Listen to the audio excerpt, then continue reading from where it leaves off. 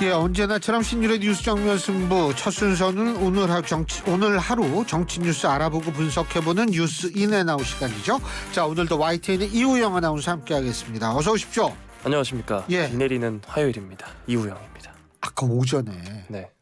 진짜 비 엄청 앞이 잘 안 보이더라고요. 오전에. 네. 진짜 운전하고 다니기 좀 어려울 정도로 비가 맞아요. 근데 쏟아지더라고요. 지금은 여기는 괜찮은데 네. 지금 남부지방에 또 그렇게 비가 많이 내리는 모양이더라고요. 네. 지금 YTN TV에서도 비 내리는 얘기를 하네. 네. 레이더 상에도 보면은 뭐 중부 남부 쪽에 이제 비구름이 형성이 돼 있네요. 지금 언제 기상캐스터도 한번 하시죠. 아, 네. 지금 보시면 잘하는데요. 네. 진짜 아니 근데 어쨌든 오늘하고 내일 정도까지 비가 엄청 온다고 하니까 여러분들 만반의 준비를 잘 해두시기를 좀 부탁드리겠습니다. 그리고 태풍도 올라온다 그러죠, 네. 세계가. 근데 우리나라 지날지 안 지날지는 아직 모르지만 이게 여름이 지나고 오는 태풍일수록 이게 또 좀 무섭거든요. 거기에 대한 대비도 해야 되고 뭐 또 정치권에 대한 얘기도 대비도 해야 되고 네. 유튜브 요새 대비해야 되는 거 아니에요? 맞습니다. 그죠? 네. 맞아요. 빌드업이 참 좋았네요. 네. 고맙습니다. 네. 네. YTN 라디오 유튜브에서도 들을 수 있습니다. YTN 라디오 유튜브에서 검색하셔서 좋아요와 구독 부탁드리고요. 또 신율의 뉴스 정면 승부는 좋아요와 댓글 부탁드리겠습니다. 예. 자, 오늘 어떤 얘기 할까요? 일단 오전 국무회의에서 의결한 2024년도 예산안 이야기부터 한번 해보도록 하겠습니다. 예. 내년도 예산이 총 지출 656조 9천억 원 규모로 편성이 됐는데요. 올해 본 예산보다 18조 2천억 원, 이게 퍼센티지로 따지면 2.8% 늘어난 겁니다. 예. 재정 통계가 정비된 2005년 이후로 20년 만에 최소 증가폭이라고 하고요. 유례없는 세수 부담 속에서 4%는 물론이거니와 3%의 증가율도 지켜내기 어려웠다는 뜻이라고 하는데 정부가 예산하는 내년도 경제 성장률이 4.9%인데 크게 못 미치는 긴축 재정으로 평가가 되고 있습니다. 또 내년도 총 수입을 한번 보면 총 지출보다 45조 원가량 부족한 612조 1천억 원 규모로 짜였는데요. 총 지출, 총 수입 격차만큼 재정 수지는 악화하게 됐습니다. 관리 재정 수지 적자는 58조 2천억 원으로 58조 2천억 원에서 92조 원으로 33조 8천억 원이 늘면서 GDP 대비 적자 비율이 2.6%에서 3.9%로 높아지고 국가 채무는 61조 8천억 원 늘어나게 됐습니다. 기재부는 이에 대해서 어려운 재정 여건에서도 재정 수지 악화를 최대한 억제했다. 오는 2025년부터는 GDP 대비 관리 재정 수지 적자를 3% 이내에서 관리할 것이다라고 밝혔고요. 이 예산안이 다음 달 초에 국회에 제출되면 국회 각 상임위원회와 예산결산특위 감액, 증액 심사를 거쳐서 오는 12월에 확정이 됩니다. 추경호 부총리 겸 기획재정부 장관도 오늘 브리핑에서 대폭 감소한 세수 여건에도 불구하고 내년도 재정수지 적자 악화폭을 최소화했다라고 이야기를 했고 건전재정 기조를 확립하기 위해 노력했다라고 말을 했습니다.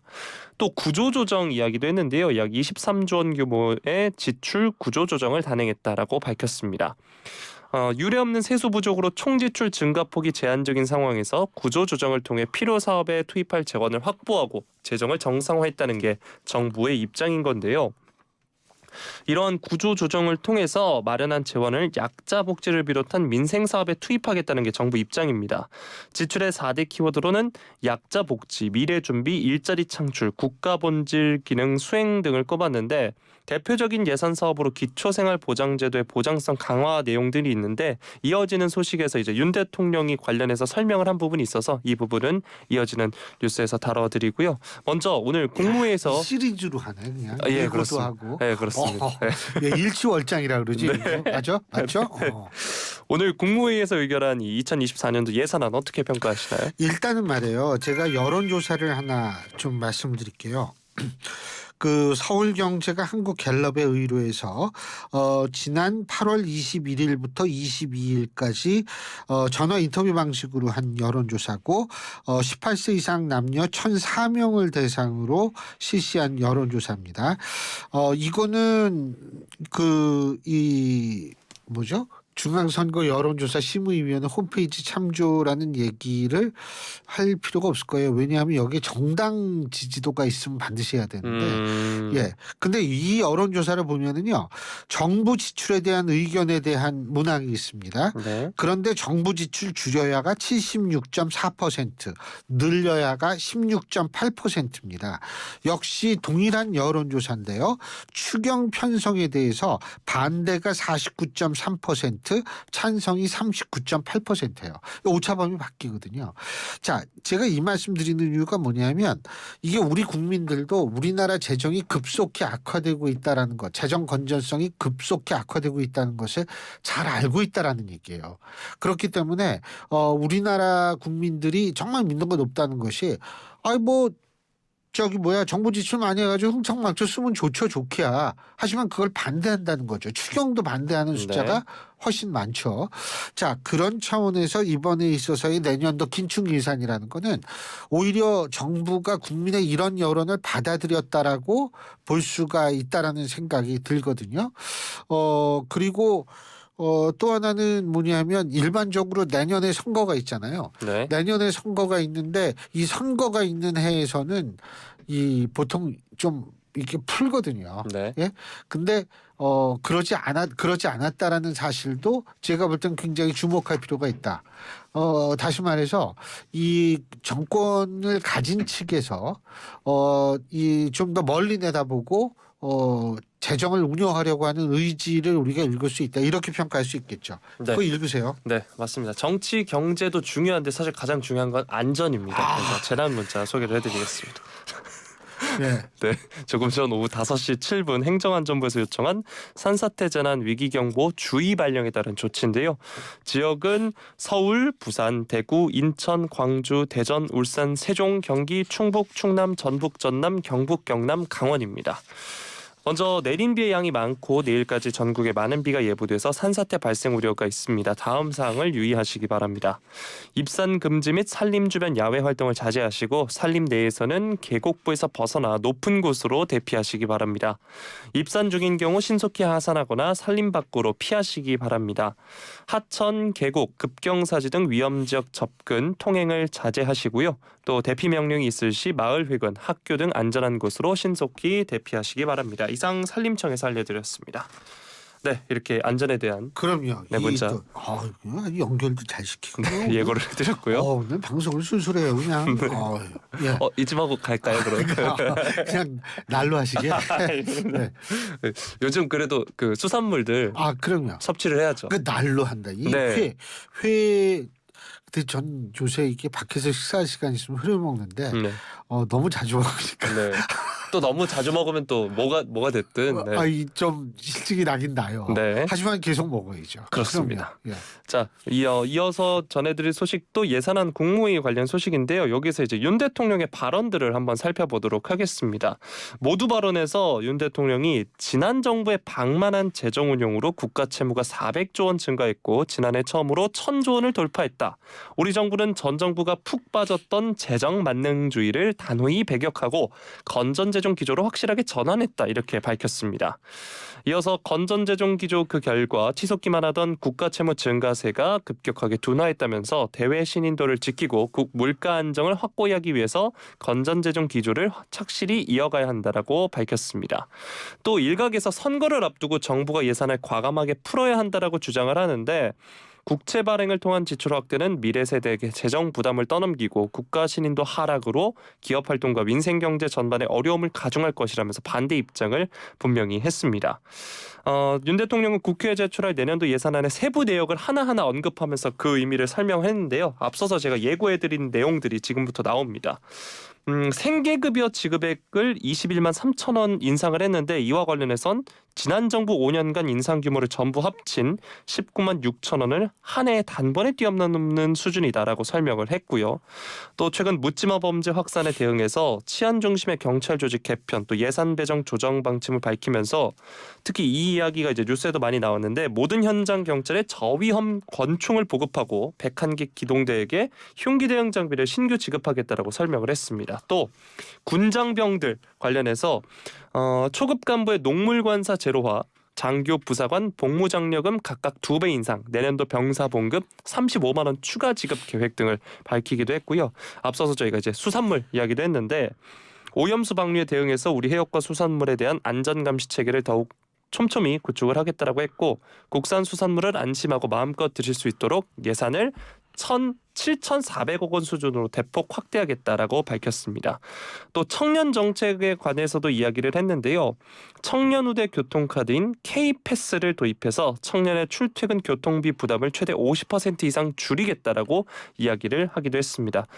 이외에도 정말 다양한 이야기를 했는데 윤 대통령이 또 어제 여당의 연찬회에 참석을 했고 여기서도 전 정부를 향해 작심 비판 발언을 쏟아냈습니다. 특히 전 정부를 부실 기업에 비유하기도 했는데 오늘 국무회의에서도 방만한 재정 운영에 대해 비판을 했거든요. 어떻게 들으셨나요? 뭐 일단은 그 문재인 정부가 돈 많이 쓴 건 사실이죠. 근데 이제 코로나 때문에 그렇다. 뭐 이런 얘기는 할 수 있겠죠. 네. 근데 이제 저는 사실 그때부터 반대를 했거든요. 전 국민 재난지원금 주는 거. 네.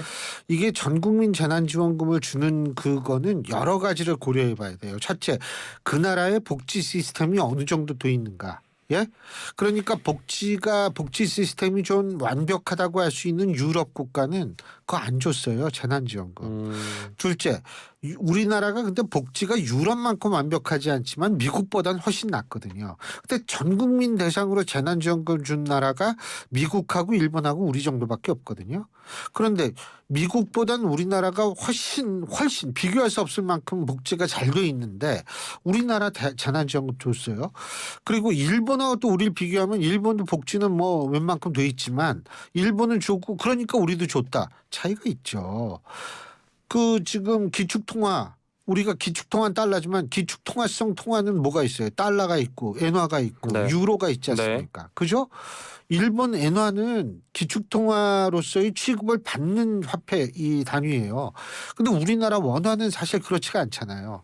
그러니까 기축통화로서의 대우를 받는 화폐와 그런 나라와 그렇지 않은 나라는 차이로 도의되거든요. 그러니까 제가 볼 때는 복지 시스템 그리고 이제 어느 정도 기축통화가 될 수 있는 이 두 가지를 놓고 본다면 사실 굉장한 모험이었다고 저는 봐요. 예? 굉장한 모험, 전 국민 재난지원금을 준 거는 굉장히 모험이었다고 보고 뭐 그만큼의 어떤 물론 뭐 저도 잘 썼어요. 잘 썼죠. 네, 그럼요. 그죠. 네. 예. 근데 이렇게 잘 쓰지만은 결국은 그 부담은 미래 세대한테 넘어갈 수밖에 없다. 그렇기 때문에 과연 그때 전 국민 재난지원금을 주는 것이 최선이었는가. 오히려 그때 당시 타격을 많이 받았던 그런 업종을 집중적으로 더 도와주는 것이 훨씬 경제를 위해서 좋지 않았을까라는 생각을 할 수밖에 없다는 거죠. 그렇기 때문에 저는 뭐 그것이 방만하다 안다는 뭐 그런 의미인지는 제가 모르겠습니다만 어쨌든 재정이 나빠진 거는 사실이고 그런 의미에서는 다시 건전 재정 기조로 돌아서는 것은 굉장히 중요하다고 보고 그리고 분식회계 뭐 이런 얘기도 한 모양이던데 윤 대통령이 뭐 제가 들여다보질 않아가지고 그 말이 맞다 틀리다를 얘기할 수 있는 입장은 아니지만 어쨌든 확실한 것은 건전 재정 기조로 돌아가는 것은 분명히 필요하고 또 하나는 건강보험도 지금 많이 다시 정상화 시키고 있지 않습니까? 제가 우리 YTN의 신율의 출발새 아침 할 때가 기억이 나요. 그때 모 의원하고 인터뷰를 했었는데 제가 물어봤거든요. 이렇게 해가지고 건강보험 이게 유지가 됩니까? 그랬더니 뭐 우리가 하는 동안 그래서 우리가 하는 동안이라고 말씀하시면 안 되죠. 그 이유도 대한민국이 있어야 하는데. 근데 사실 건강보험도 지금 굉장히 이걸 다시 지금 그 축적된 자금을 거의 다 썼다는 거 아니에요. 그러니까 이런 것들을 정상화시키는 것이 굉장히 필요하죠. 그래서 제가 볼 때에는 그만큼 욕도 먹을 수 있지만 욕 먹는다고 필요한 일을 안 해서는 또 곤란하죠. 네. 그때 당시가 그럼 몇 년도였던 거죠? 2017년이죠. 2017년. 예, 17년, 18년 초 그 정도 될 거예요. 제가 한창 이제 취업 전선에 뛰어들던 시기네요. 네. 저는요. 네. 예? 저는 이 아나운서가 아기였을 때 네. 유치원 다닐 때부터 방송을 했어요. 네. 자꾸 그런 얘기하지 네, 말라니까. 알겠습니다. 자, 다음 주제로 넘어가 보도록 하겠습니다. 더불어민주당도 어제부터 오늘까지 1박 2일간 정기국회 및 총선 대비 국회의원 워크숍을 개최를 했습니다. 참석률이 99%에 이르렀다 이런 보도도 나왔는데 여기서 강력한 대여투쟁 의지를 다지고 고강도 자기개혁도 약속을 했습니다. 먼저 대표인 이재명 대표가 마지막 날인 오늘 발언에서 정부 여당의 국정은 그야말로 고장난 난파선처럼 표류 중이다. 민생 경제, 외교 안보, 국민 안전 등 모든 부분에서 퇴보하고 있고 국민 삶이 바람 앞에 촛불 같다라고 지적을 했습니다. 그러면서 사흘 뒤 시작하는 21대 국회 마지막 정기국회에서 우리 민주당의 손으로 폭주하는 권력과 탈선 중인 국정을 바로잡아야 한다. 무정부 상태라며 절규하는 국민들께 희망을 만들어드리자 이렇게 발언을 했고요. 박광원 원내대표는 윤석열 정부는 이러다가 나라가 정말 잘못되는 것 아닌가 걱정할 정도로 심각한 국정 난맥을 연일 보인다라고 이야기를 했습니다. 민주당은 어제 이뤄진 의원들 간의 토의 결과를 바탕으로 이번 정기국회에서 중점 추진할 8대 과제를 담은 결의문도 발표를 했는데요. 추진 과제에 대해서는 국민과 함께 윤석열 정부의 무능의 책임을 묻고 권력 사유화 및 권력형 게이트의 진상을 반드시 규명하겠다라면서 1특검 4국조 결행 의지를 재확인했습니다.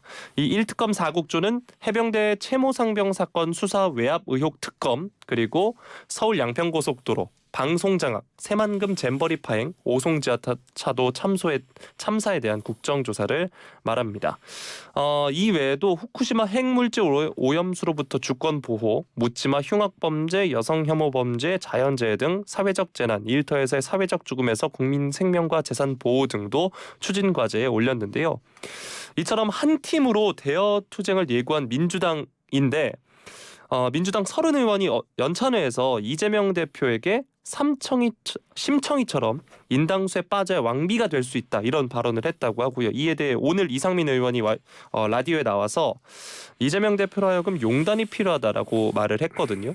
이재명 대표의 사법 리스크 그리고 여전한 비명계와 친명 간의 갈등 이런 상황들은 어떻게 보시나요? 뭐 이거는 제가 볼 때 일단 이재명 대표는 대표직에서 물러날 생각이 전혀 없다라는 것을 분명히 했고요. 네. 그렇다면은 신명과 비명 간의 갈등은 계속될 수밖에 없고 이것이 더군다나 일반적인 그 시기라면 모르겠는데 총선을 앞둔 시기 다시 말해서 공천을 지금 이제 받아야 되는 입장에서 볼 때에는 제가 볼 때는 처절한 투쟁이 아니라 끝까지 갈 수밖에 없는 투쟁을 벌일 수밖에 없다는 거죠. 그렇기 때문에 제가 볼 때에는 뭐 이 갈등은 계속 갈 것이다. 근데 뭐 민주당이 당연히 야당이니까 뭐 무정부 상태라며 절구하는 국민들께 희망을 만들어 드리자. 탈선 중인 국정을 바로 잡아야 한다. 뭐 이 민주당이 바로잡고 바른 방향을 제시하지 않으면 정말 국민들이 걱정한다. 다 뭐 야당이 당연히 주장할 수 있는 건데 한 가지는 뭐냐면 제가 지금 뭘 보고 있냐면 한국갤럽의 정례 여론조사 갤럽 리포트의 지난 20주간의 정당 지지도를 보고 있습니다. 네. 그런데 이 중에서 20주 동안 더불어민주당이 국민의힘을 앞섰던 적이 20주 동안요. 3번밖에 되지 않습니다. 그렇다면은 사실 본인들이 이런 주장이 국민들이 어떻게 받아들일 것인가를 한번 생각해 봐야 되고 전 또 한 가지 좀 말씀드리고 싶은 게 양당 독식 완화, 비례성 강화, 소수정당 원내 진입 뒷받침 뭐 이렇게 이런 것을 바탕으로 하는 선거제도 개혁 이런 거거든요. 제발 이렇게 했으면 좋겠어요. 이번엔 딴 데가 위성정당 만든다 그래도 약속했죠. 본인들은 위성정당 절대로 만들면 안 됩니다. 예. 근데 어떻게 될지는 모르죠 또. 그렇죠. 늘 네? 약속이 이게 뭐 네. 항상 이 네. 약속 잘 지켜요? 약속은 지키라고 있는 거죠. 네. 진짜로? 그럼요. 그럼요. 이거 방송탄이 전파예요. 이거. 네? 친구들이 네. 야 우영이가 약속을 잘 지킨다 그래서 막 웃는 거 아니에요? 2주 전에 약속을 못 지켰던 법규에게 다시 한번 미안하다는 말을 방송을 빌려서 그래요? 하겠습니다. 예. 네. 갑자기 막 이게 이상가족 만남 방송이다 보네요. 예. 어쨌든 제가 볼 때에는 약속은 지키라고 하니까 한번 보겠습니다. 네. 예. 자, 다음 소식으로 넘어가도록 하겠습니다. 감사원 사드 관련 감사 이야기를 한번 해볼 텐데요. 문재인 정부 당시 사드 기지 정상화가 의도적으로 지연됐다는 의혹과 관련해서 이제 감사원이 자료 조사를 진행 중인데 이르면 다음 달 중순 실지 감사 그러니까 현장 감사에 본격 착수할 전망이라는 보도가 나왔습니다. 특별조사국 특별조사 2일과가 이달 초부터 국방부, 외교 등의 외교부 등에 감사관을 보내서 감사 착수 여부를 결정하기 위한 사전 자료를 수집하고 있다라고 하는데요. 앞서서 대한민국 수호 예비역 장성단, 줄여서 대수장이라고 하겠습니다. 지난달 31일 감사원에 이전 정부 청와대와 국방부 등에 대한 공익감사를 청구한 바 있는데요. 감사원은 대수장이 제시한 감사사항 가운데 감사원 감사로 규명하기에 적정한 항목을 선별할 예정이라고 합니다. 자료 수집 진행 상황과 행정 절차 등을 고려하면 감사 착수 시점은 다음 달 중순 이후가 될 것으로 보이는데요. 이 대수장이 감사원에 문재인 정부 당시 사드 배치 관련 환경 영향 평가 협의회 구성이 지연된 이유, 사드 전자파 및 저주파 소음 등의 측정 결과 공개 기피 여부, 사드 관련 문서 의도적 파기 여부, 중국과의 3불1한 합의 실체 등을 조사해달라 요구를 했습니다. 여기서 이제 3불은 사드 추가 배치를 하지 않고 미국의 미사일 방어 시스템에 참여하지 않으며 한미일 군사동맹을 하지 않는다는 걸 의미하고요. 1한은 이미 주한미군에 배치된 사드의 운용 제한을 의미한다고 합니다. 감사가 본격적으로 시작이 된다면 국방부와 외교부는 물론 환경 영향평가 유관기관인 환경부도 조사 대상이 될 수가 있다고 하는데요. 앞서서 전해드렸던 예산안과 관련해서 나왔던 전 정부를 향한 비판도 그렇고요. 이번 감사도 전 정부, 문재인 정부를 겨냥을 하고 있습니다. 이런 전 정부를 향한 각종 의혹들 혹은 뭐 공격이라고 볼 수 있는데 이런 것들 어떻게 보시나요? 이게 결국 전부 이제 사드에 관한 거고 네. 이 문제는 3불 1한의 합의의 실체에 관한 문제라고 볼 수가 있는데 네. 뭐 우리 청취자 여러분들이 진짜 우리가 다 바쁜데 뭐 3불이 뭔지 기억할 수 있겠습니까? 그래서 제가 잠시 말씀드리자면 3불이라는 게 우리나라가 미국의 미사일 방어 시스템에 참여하지 않으며, 둘째 사드 추가 배치를 하지 않으며, 셋째 한미일 군사 협력이 동맹으로 발전하지 않겠다. 이것을 지금 이런 약속을 했느냐 문제가 제일 중요해요. 네. 이란이라는 것은 이 사드 운용을 중국으로 하지 않게끔 우리가 어떤 조치를 취한다 이런 얘기인데, 이게 전부 뭐냐면 3불 1한이 우리나라 외교 정책에 관한 문제예요. 외교 정책 우리가 좀 더 다른 말로 한다면 주권에 관한 문제라는 겁니다.